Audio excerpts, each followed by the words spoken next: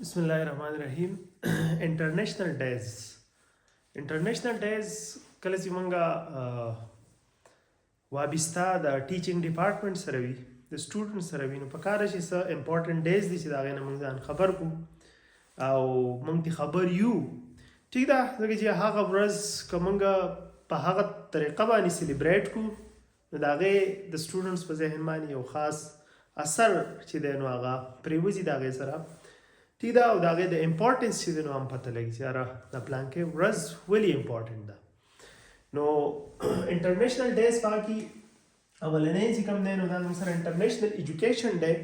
24 جنوري اوس خبر اوس تیر شو څوک ته خبر نه دي چې دا ایجوکیشن ځکه د ایجوکیشن خو هغه حیثیت اوس پاتې نه دی هر سړی چې دی نو هغه د ایجوکیشن پسې لګیا دی چې ایجوکیشن داسې او هغه اصل کې ځان نه غټ لمبا چوړه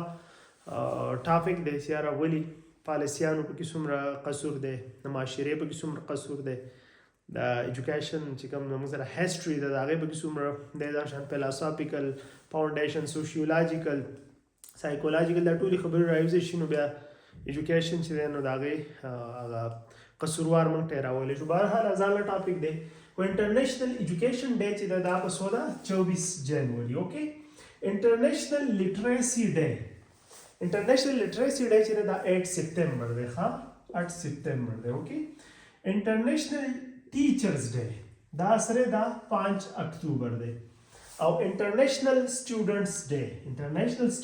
کوم چې مانځل کیږي هغه د 17 نومبر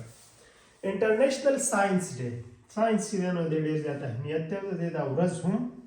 سلیبریټ کیږي هغه د 10 نومبر اوکې 10 نومبر انټرنیشنل چلډرن ډے